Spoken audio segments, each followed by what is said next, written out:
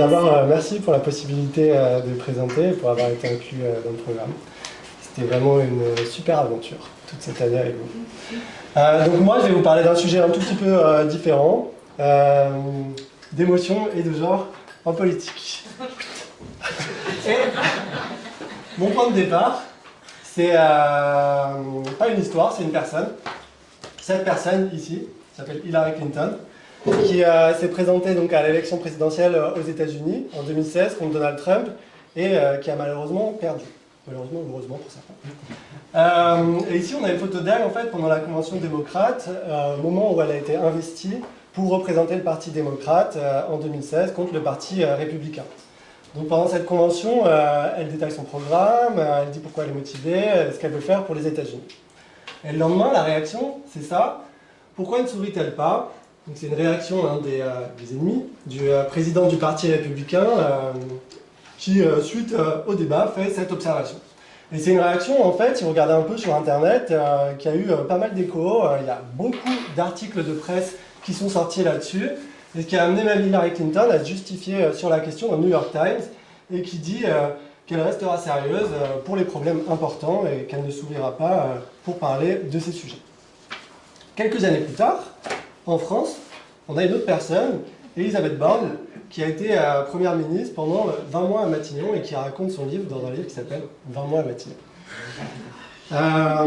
Et dans ce livre, elle dit quoi? J'ai été jugée trop froide, trop dure, manquant de chaleur, à tort, selon elle.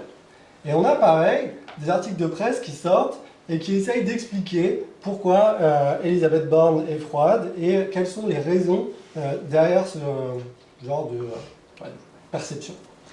Et donc ça, moi, c'était le point de départ un peu de mon chapitre, parce que si on essaye de se poser la question des hommes qui ont été dans cette situation, on leur a reproché de sourire, où il y a eu des débats, où il y a eu des articles d'opinion vraiment sur est-ce que cet homme doit sourire ou pas, on a un tout petit peu plus de mal.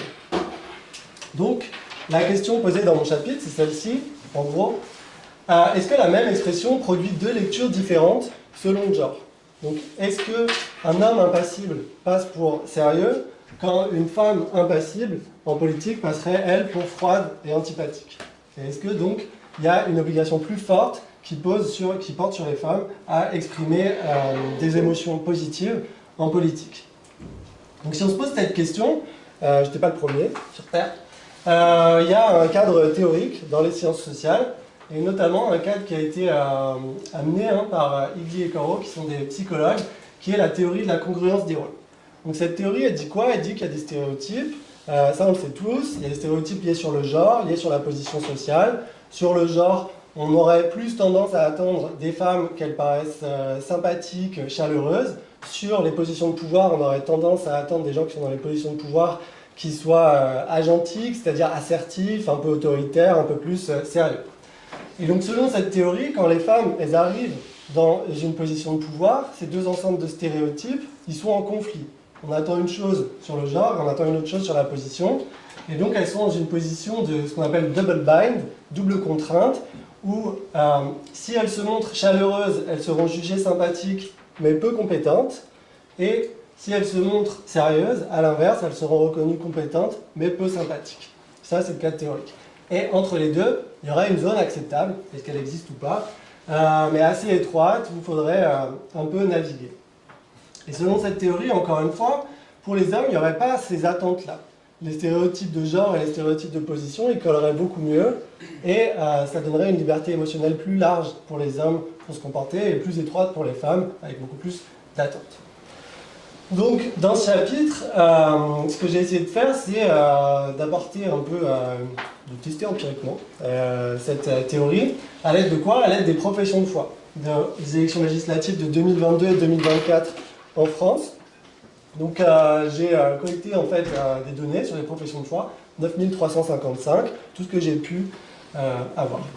Les professions de foi, on les reçoit chez nous, ça ressemble à ça. Ici, on a celle de David Bobin, qui se présente pour être député. Comme tout le monde connaît, je pense que tout le monde est français, en France, il y a quelques pages où on écrit un peu ce qu'on veut faire pour le pays, pour la circonscription, et il y a notamment aussi une photo, ici David Bobin, sa tête là, et là la tête de sa suppléante. Donc moi, dans un premier temps, en fait, j'ai extrait toutes les photos des professions de foi. Dans un deuxième temps, j'ai passé les photos dans une intelligence artificielle qui s'appelle Recognition, je ne savais pas la marque, et qui permet d'analyser les émotions et qui dit que cette intelligence artificielle-là, elle reconnaît les émotions faciales exprimées par tout le monde et elle reconnaît aussi la présence ou non d'un sourire. Et dans un troisième temps, j'ai relié ces émotions et la présence d'un sourire aux résultats électoraux de ces candidats pour voir s'il y a une corrélation, si par exemple quand les femmes n'expriment pas d'émotions positives, elles reçoivent moins de votes dans les urnes. Donc ça, c'est ce que je vais présenter maintenant. Donc dans un premier temps, qu'est-ce que j'ai trouvé que les femmes, elles affichent plus d'émotions positives dans ces professions de foi. Elles sont près de 80%, c'est ici, à exprimer des émotions positives qui se rapportent à la joie. La joie, c'est une traduction de happy en anglais, parce que l'intelligence artificielle, elle parle anglais. Donc elle disait que c'était happy. Est-ce qu'on traduit par content ou par joyeux? J'ai traduit par joyeux, mais voilà, c'est happy. Alors que les hommes, ils sont 58% à exprimer ces émotions positives dans les professions de foi, du coup, des législatives. L'autre émotion la plus prévalente, c'est celle du calme, donc paraître assez neutre. Là, les femmes sont 10% à exprimer ce type d'émotion dans les professions de foi, quand les hommes sont beaucoup plus nombreux, près de 26% à exprimer une émotion donc, de calme. Ensuite, une fois que j'ai montré ça, je me suis demandé comment l'intelligence artificielle reconnaît les émotions positives ou négatives. Et en fait, quand on s'intéresse à la pratique, ça dépend énormément de la présence ou non d'un sourire sur la photo. S'il y a un sourire sur la photo, la personne elle va être classée comme joyeuse. S'il n'y a pas de sourire, la plupart du temps, elle va être classée comme calme. Donc dans un deuxième temps, j'ai regardé la présence d'un sourire selon le genre des candidats pour à peu près tous les partis. Et là, qu'est-ce qu'on voit? Pour l'Union de gauche, à l'époque, ils étaient tous ensemble. Il y avait 82% des femmes qui sourient contre 58% des hommes. Pour ensemble, c'était 90% des femmes contre 72% des hommes. Les Républicains, donc de gauche à droite. 88% des femmes contre 73% des hommes. Et pour Rassemblement National, encore une fois, beaucoup plus de femmes que d'hommes. Et en moyenne, la différence entre les femmes et les hommes, elle est de 19 points de pourcentage. Donc si vous regardez vous-même, toutes les professions de foi, vous trouverez que les femmes, elles sont 19 points, la probabilité est de 19 points de pourcentage supérieure à celle des hommes de sourire dans les professions de foi. Et donc la dernière question que je me suis posée, c'est ok, on observe ça dans les professions de foi, mais qu'est-ce qui se passe quand il n'y a pas la présence d'un sourire ou la présence d'un sourire en termes de résultat électoral? Est-ce qu'il y a une corrélation en fait entre la présence d'un sourire et avoir un résultat plus élevé, et l'absence d'un sourire et avoir un résultat plus faible? Et là, c'est mon troisième résultat. Donc, ma catégorie de référence ici, c'est les hommes qui ne sourient pas. Et qu'est-ce qu'on observe statistiquement? Que les hommes qui sourient ou que les femmes qui sourient, en moyenne, ils obtiennent 2 points de pourcentage de plus de voix dans les urnes par rapport aux hommes qui ne sourient pas. Donc, il vaut mieux sourire dans les photos, qu'on soit une femme ou un homme. Et pour les femmes qui ne sourient pas, il y a une pénalité de 2 points de pourcentage par rapport aux hommes qui ne sourient pas. Si bien qu'en fait, il y a une sorte de classement. Si on classe ces 4 catégories de candidats, les femmes qui ne sourient pas, c'est celles qui obtiennent les voix les plus faibles, puis il y a les hommes qui ne sourient pas, puis il y a les hommes qui sourient et les femmes qui sourient tout en haut. Donc même pour les hommes, il y a intérêt à sourire, mais pour les femmes, il y a vraiment très intérêt à sourire. Il y a un écart de 4 points. Ensuite, on peut se demander, bah oui, mais bon, c'est pas les mêmes candidats, ils ne se présentent pas dans les mêmes circonscriptions, ils n'ont pas le même âge, ils ne font pas la même profession, ils ne font pas le même parti, et patati et patata. L'analyse statistique, en fait, que je présente ici, c'est, on raisonne toutes choses égales par ailleurs, c'est des candidats qui sont similaires en termes d'âge, en termes de profession de foi, en termes de contenu de profession de foi, en termes de parti, en termes de circonscription. On observe ça, cette différence. Et donc, il semblerait qu'il y ait une norme qui on va dire, pousse un peu plus les femmes candidates à sourire relativement aux hommes. Et quand il y a cette norme, on peut se demander que faire en réponse à ça. Donc la première stratégie des candidats, ça serait de se conformer. Donc vous pouvez vous dire, ok, on s'attend à ce que j'exprime plus d'émotions positives, donc je vais le faire. Je vais être plus chaleureux, plus souriant, plus empathique. Le truc c'est quoi? C'est que cette stratégie, elle a un coût. Ça consiste à fournir un travail émotionnel plus fort, à paraître sympathique un peu en permanence. On ne peut pas parler de tous les sujets en étant sympathique. Quand on parle de sujets sérieux et qu'on n'est pas sympathique, qu'est-ce qui se passe? On ne sait pas, on se retrouve dans la catégorie d'Hillary Clinton au départ. La deuxième stratégie, c'est de contester, c'est de se dire, il y a cette norme, je vais plutôt être neutre et assumer la froideur. Mais là, qu'est-ce qu'on observe? Le coût que je viens de documenter, à peu près 2 points de pourcentage de monde dans les urnes, donc on subit une pénalité. Et la troisième stratégie, c'est d'instrumentaliser un peu ces stéréotypes et de les retourner à son avantage.